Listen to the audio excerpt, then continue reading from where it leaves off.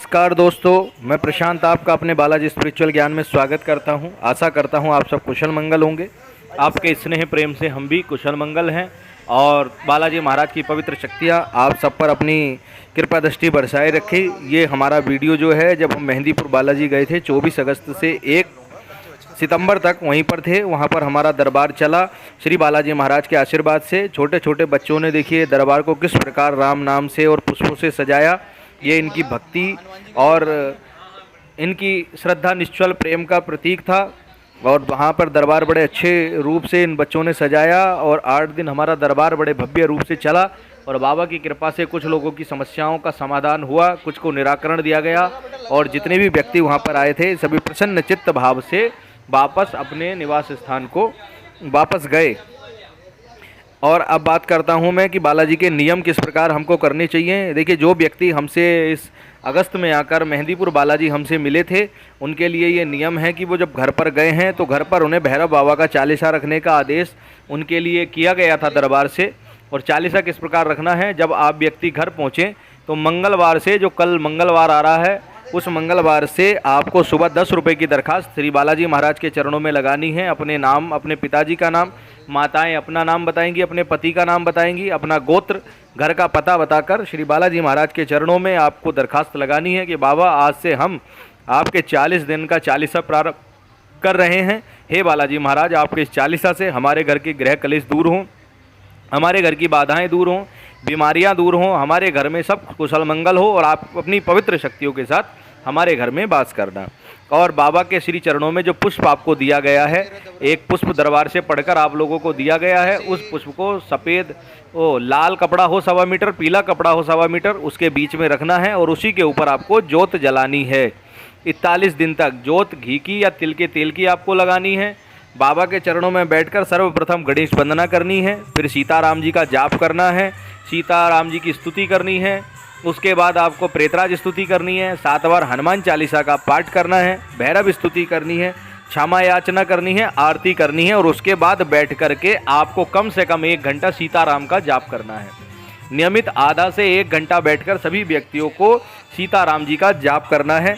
ये देखिए, साथ साथ में मैं दरबार की भव्यता भी दिखा दूँ। यहाँ पर दरबार को सजाया जा रहा है पुष्पों के द्वारा। ये बालाजी महाराज में जब हमने दरबार लगाया था हॉल में, उसका एक छोटा सा दृश्य है और भक्तों द्वारा बाबा को भव्य रूप से सजाया जा रहा है। यहीं पर बाबा का दरबार लगा, यहीं पर लोगों की सुनवाई बाबा ने की और उनके संकटों का निवारण किया, उनको हल दिया, उनको समस्याओं का समाधान दिया। और खाने में क्या करना है, ब्रह्मचर्य का पूर्ण रूप से पालन करना है। आपको 41 दिन तक प्याज, लहसुन, किसी भी प्रकार का तामसिक भोजन आपको ग्रहण नहीं करना है। जिन व्यक्तियों की अर्जी लगी हुई है उनको चावल, उड़द, दूध, दही, मट्ठा, सफ़ेद चीज़ें, सफ़ेद रसगुल्ला, सफ़ेद बर्फ़ी या किसी भी प्रकार का सफ़ेद खाद्य पदार्थ उनको यूज़ नहीं करना है। हाँ, जो माताएं बहनें दवाई ले रही हैं या जो छोटे बच्चे हैं उनको आप दूध दे सकते हो, लेकिन उसका कलर परिवर्तित कर देना, उसमें उसको हल्की सी पत्ती लगाकर चाय बना लेना या उसमें बॉर्नविटा मिलाकर उसका कलर चेंज कर लेना। सफ़ेद रूप में आप किसी को भी किसी भी प्रकार से सफ़ेद भोजन नहीं कराएंगे।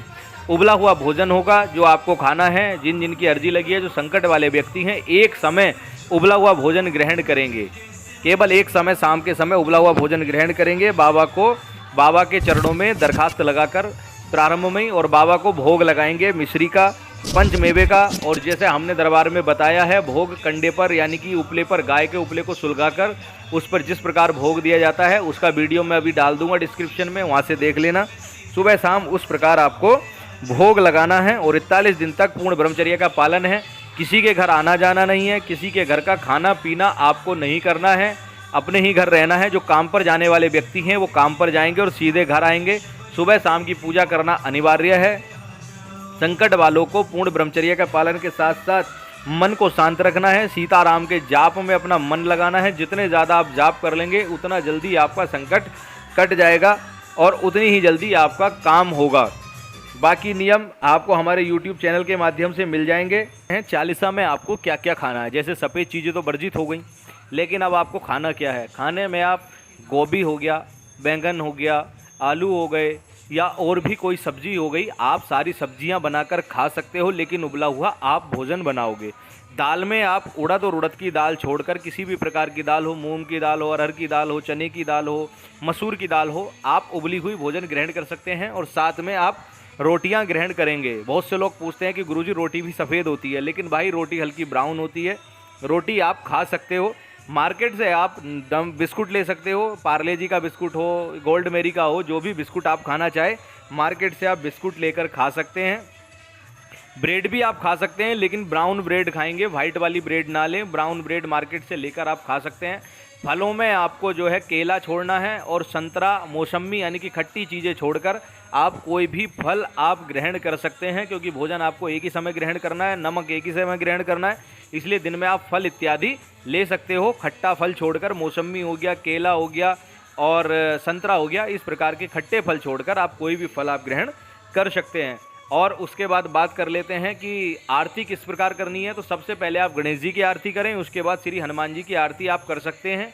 उसके अलावा आपको क्या है, पूर्ण ब्रह्मचर्य का तो पालन करना ही करना है। बार बार ब्रह्मचर्य के लिए इसलिए बोल रहा हूँ कि बहुत से लोगों की शिकायत आती है, गुरुजी हमारा ब्रह्मचर्य खंडित हो गया।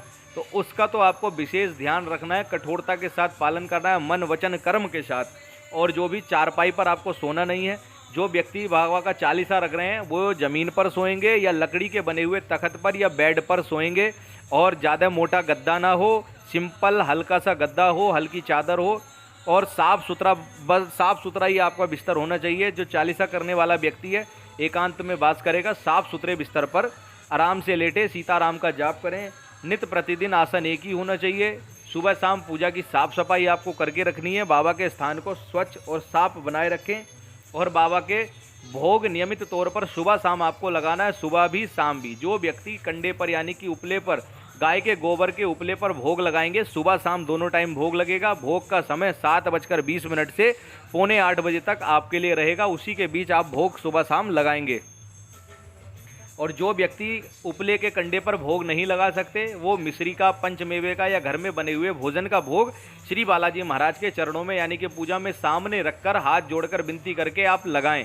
जो उपले पर भोग नहीं लगा सकते वो सामने रखकर भी लगा सकते हैं, क्योंकि बहुत सी जगह लोग किराए पर रहते हैं, ऐसी जगह रहते हैं जहाँ उपले पर नहीं मिल पाते या किराए के घरों में आप नहीं कर पाते, तो वहाँ पर आप बाबा को सामने से भोग रखकर भी आप दे सकते हैं पंचमेवे का। पंचमेवे में आपके काजू, छुआरे, बादाम, किशमिश, इलायची, ये सब चीज़ें मिक्स करके आप बनवा लीजिए और अपना प्रभु को भोग लगा लीजिए। और देखिए हमारा ये दरबार है, दरबार का एक छोटा सा वीडियो आप लोगों के सामने डाल भी रहे हैं ताकि आप लोगों को दिखे।